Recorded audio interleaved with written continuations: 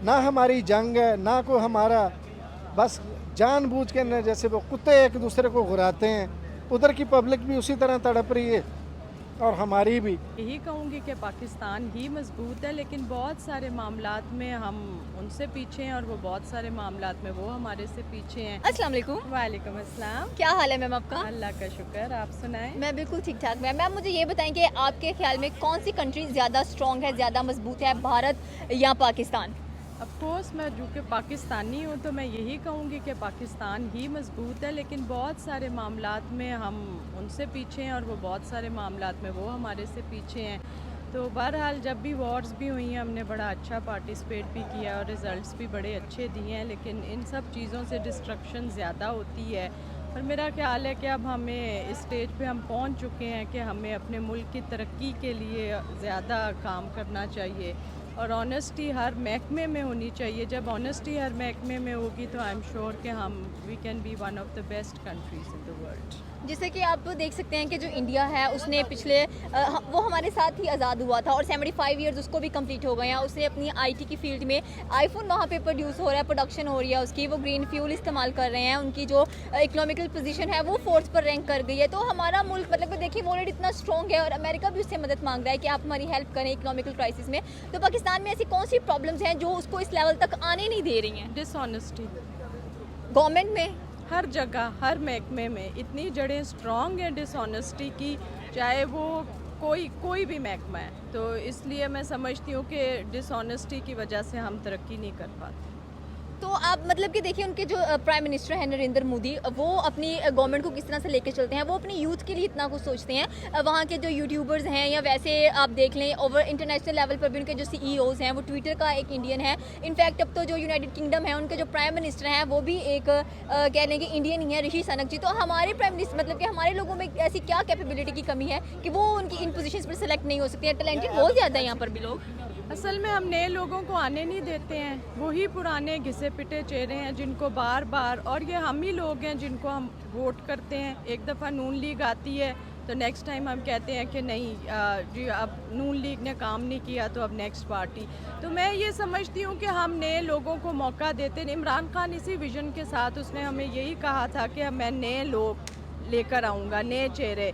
तो मेरा ख्याल है वो भी वो चीज़ें उस तरह डिलीवर नहीं कर सका जिस तरह उन्होंने वादा किया हुआ था। और मेरा ख्याल है कि जितना भी यूथ है अगर आप बाहर निकलें तो उसकी एक आवाज़ पे बाहर आ जाता है। तो यूथ के लिए भी देखें, दे जॉबलेस, ठीक है ना, लोगों में फ्रस्ट्रेशन है बहुत ज़्यादा। जो गरीब है वो और गरीब हो गया है और जो अब मिडिल क्लास है वो भी, अब देखें बिजली के बिल्स हैं, वो मेरा जो कुक है उसका एक बल्ब और एक मोटर और एक फ्रिज चलता है तो 13,000 रुपये है। जिसकी 20,000 तनख्वाह है वो 13,000 बिजली का बिल कैसे दे? जी बिल्कुल। तो ये चीज़ें हैं। और वैसे भी जब टैक्सेस और ये चीज़ें इंक्रीज़ करते हैं तो लाइक गरीब का कोई नहीं सोची जाती बात। अब फ्लड्स आए हैं, आप ये देख लें कि लोगों के यानी कितने साल वो पीछे चले गए हैं। तो तरक्की हम कैसे करें ये चीज़ें? और वैसे भी नए चेहरों को आना चाहिए।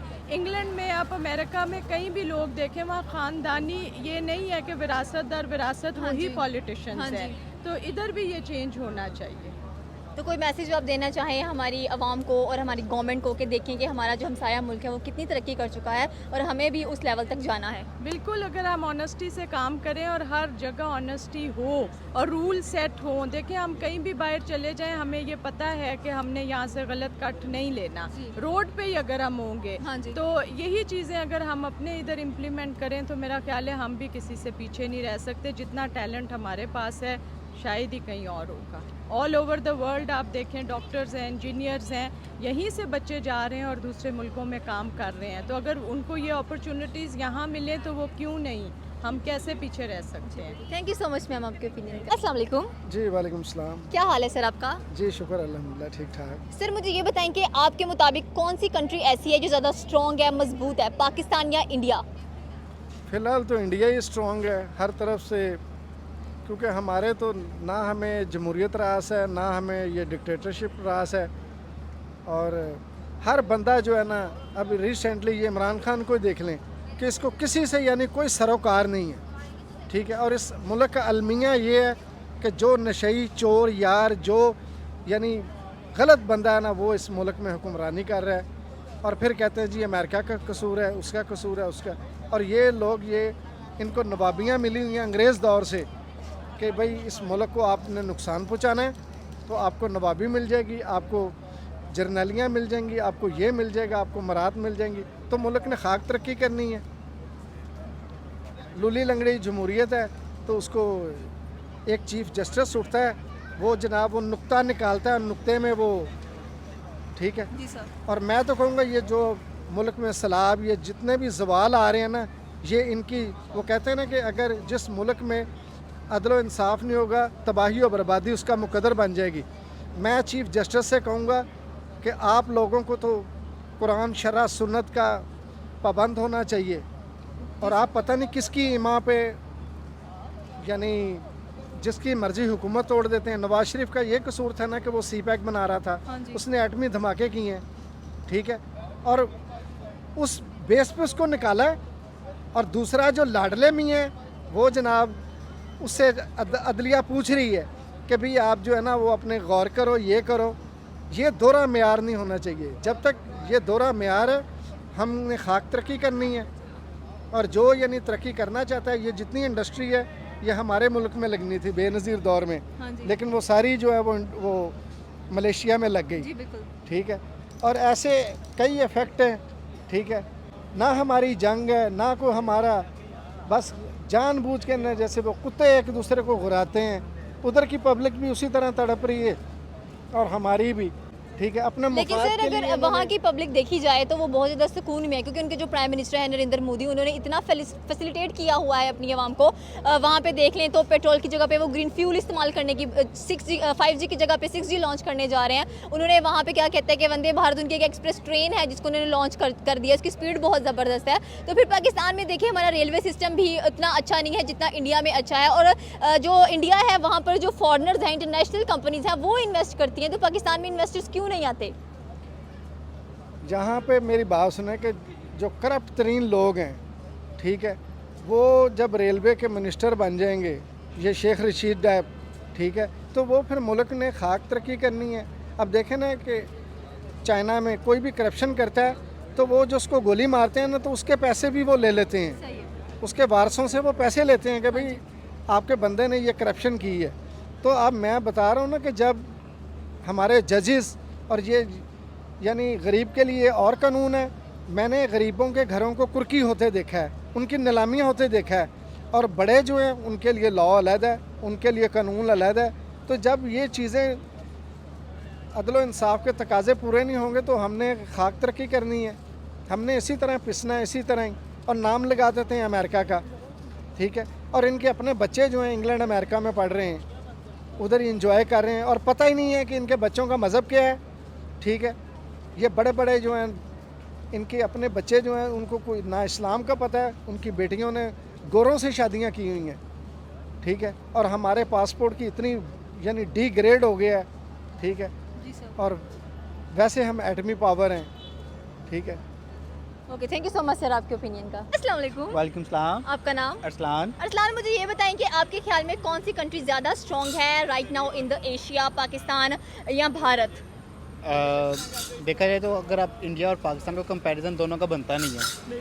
इंडिया की पॉपुलेशन, इंडिया का मतलब उनकी जो ग्रोथ है मार्केट को लेके वो पाकिस्तान से बहुत ज़्यादा है, नो डाउट। और पाकिस्तान एक बहुत छोटा सा कंट्री है, लेकिन जो हमारी भी कुछ स्ट्रेंथ्स हैं और कुछ वीकनेसेस हैं, सेम एज इंडिया की भी उसी तरह की उनकी भी कुछ स्ट्रेंथ्स है, कुछ वीकनेस। कुछ एरियाज़ में वो हमारे से आगे हैं, कुछ एरियाज़ में हम उनसे आगे हैं। अगर देखा जाए इकोनॉमी को, जीडीपी को, तो इस टाइम इंडिया हमारे से बहुत ज़्यादा आ गया है। आईटी सेक्टर में इंडिया बहुत ज़्यादा आ गया, हमारे से नहीं पूरी दुनिया में बहुत ज़्यादा आ गया। और अब तो रिसेंट उन लोगों ने चाइना को भी बीट कर दिया है। और पाकिस्तान को देखा जाए तो पाकिस्तान में हमारी देखा जाए तो आर्मी बहुत स्ट्रॉन्ग है। हमारी यहाँ पर जो इंडिया का एजुकेशन सिस्टम बहुत ज़्यादा अच्छा है, बहुत ज़्यादा अपडेटेड है। हमारे यहाँ पर पॉलिटिक्स बहुत अच्छी है माशाल्लाह से। और हमारी पॉलिटिक्स बहुत अच्छी है। हाँ, वही मैंने, आप समझी नहीं है बात को, मैंने कहा हमारी पॉलिटिक्स माशाल्लाह बहुत ज़्यादा अच्छी है ना यहाँ पर। सही है। तो इंडिया की पॉलिटिक्स अच्छा। वैसे एक और चीज़ भी है, दोनों का कंपैरिजन अगर हम कर रहे हैं तो इंडस्ट्री वाइज देखा जाए तो इंडस्ट्री उनकी भी स्ट्रॉन्ग है, हमारी भी स्ट्रॉन्ग है। और आईटी सेक्टर में वो बहुत ज़्यादा आगे हैं, मैन्युफैक्चरिंग में वो बहुत ज़्यादा आगे हैं। पाकिस्तान अपनी स्ट्रेंथ कुछ रखता है, इंडिया वैसे दोनों के अंदर जो सेम अगर देखा जाए ना तो कंट्रीज़ हम यानी कि पार्टीशन से पहले तो हम एक ही चीज़ थे, पार्टीशन के बाद जो अगर हम चेंज हुए तो लोग वही हैं, सिर्फ एक वो जो सेंटर में एक दरार है वो आ गई है। तो कंपैरिजन हमारा बनता नहीं है उनके साथ, वो भी हमारे भाई हैं, वो भी हमारे चाहने वाले, हम भी उनके चाहने वाले, हम भी सपोर्ट करते हैं। कंपैरिजन में अगेन वही बात, पाकिस्तान भी कुछ चीज़ों में आगे उनसे और भारत भी कुछ चीज़ों में आगे है। जिन एरियाज़ में हम उनसे आगे हैं उन एरिया, बल्कि इंडिया की एक और चीज़ भी मैं लास्ट एक पढ़ रहा था कि उनका जीडीपी 8.8 है जी बिल्कुल। और चाइना का 4.4 है। तो ये मैं उनको अप्रिशिएट करना चाहूँगा इस चीज़ पे कि उन लोगों ने, उनकी इकोनॉमी इतनी ज़्यादा स्ट्रॉन्ग हो गई है कि उन लोगों ने चाइना को भी बीट कर दिया। तो इस चीज़ में वो बहुत ज़्यादा आगे हैं। और अभी सुंदर पिचाई ने एक इनिशिएटिव लिया, उन्होंने ये कहा कि मेड इन इंडिया का जो सा टैग लगेगा, सारी जितनी भी उनकी प्रोडक्ट्स बन रही हैं, एप्पल ये वो जितने भी उनके हैं ना, वो सब के ऊपर मेड इन इंडिया आएगा। तो ये उनका बड़ा अच्छा इनिशिएटिव है। हमारे अगर यहाँ पर कुछ ऐसे बिजनेसमैन हैं तो उनको भी इस तरह के स्टेप्स लेने चाहिए। वहाँ पर लोग आगे बढ़ के अपने कंट्री को सपोर्ट करें, कंट्री को हमारे भी सपोर्ट करते हैं, लेकिन इस वे में नहीं करें जिस वे में वो करें, जिस स्पीड में वो करें। तो हम कुछ चीज़ें हमें उनसे सीखनी चाहिए, कुछ चीज़ें उन्हें हमसे सीखनी चाहिए। और एट द एंड हमारा उनके साथ कोई वो इख्तलाफ या कोई लड़ाई नहीं है।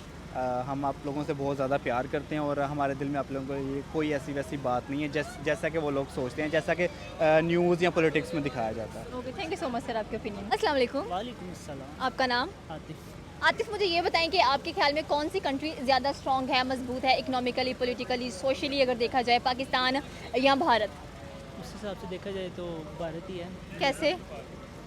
देखिए ना, उन्होंने हमसे बाद में आज़ाद हुए, एक दिन बाद में आज़ाद हुए, फिर भी उन्होंने हमसे ज़्यादा तरक्की कर ली हुई है। रोज़ाना कोई ना कोई नई चीज़ें ईजाद करी जा रहे हैं और हम बैठे देख रहे हैं। लेकिन अगर पाकिस्तानी होने की हैसियत से कहूँ तो पाकिस्तान है। तो पाकिस्तान को ऐसा क्या करना चाहिए, कुछ सीखना चाहिए हिंदुस्तान से कि देखिए आज़ादी तो उन्होंने हमारे साथ ही हासिल की है और इकट्ठी इंडिपेंडेंस लेने के बावजूद भी जो इंडिया है आज वो बहुत ज़्यादा बुलंदियों को छू रहा है और पाकिस्तान स्टिल वहीं का वहीं खड़ा हुआ है। जी बिल्कुल, पाकिस्तानी जो हैं वो बस सियासत को लेके बैठे रहते हैं, सियासत करने की सोचते रहते हैं, इसलिए ये पीछे हैं।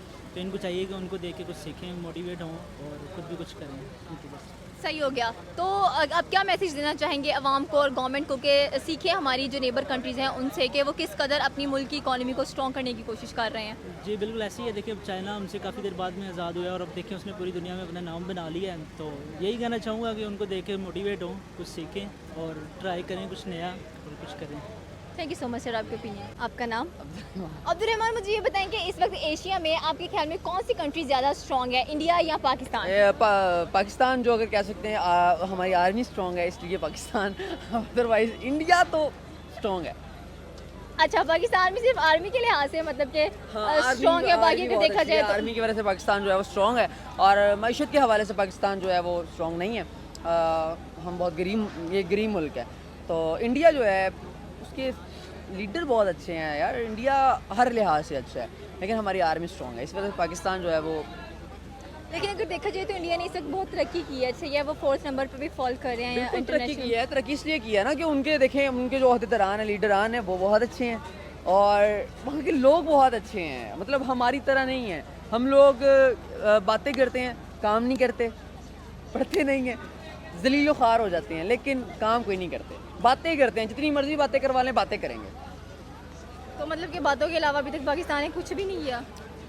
देखिए आपको भी पता है कुछ भी नहीं कर रहे, क्या कर रहे हैं, कुछ भी नहीं कर रहे। क्या कहना चाहेंगे आप इस चीज़ को लेकर? मैं ये कहना चाहूँगा कि पाकिस्तानियों को देखना चाहिए, अपने ऊपर नज़रसानी करनी चाहिए और पाकिस्तानियों को जो है अपने हालात वाक़यात के ऊपर जो है नज़र करनी चाहिए ताकि वो उनको पता चले कि क्या मस्बत चीज़ है, क्या नेगेटिव चीज़ है। और वो मनफी चीज़ों को तरफ ज़्यादा जा रहे हैं पाकिस्तानी और मस्बत चीज़ों को रद्द कर रहे हैं। Okay, thank you so much.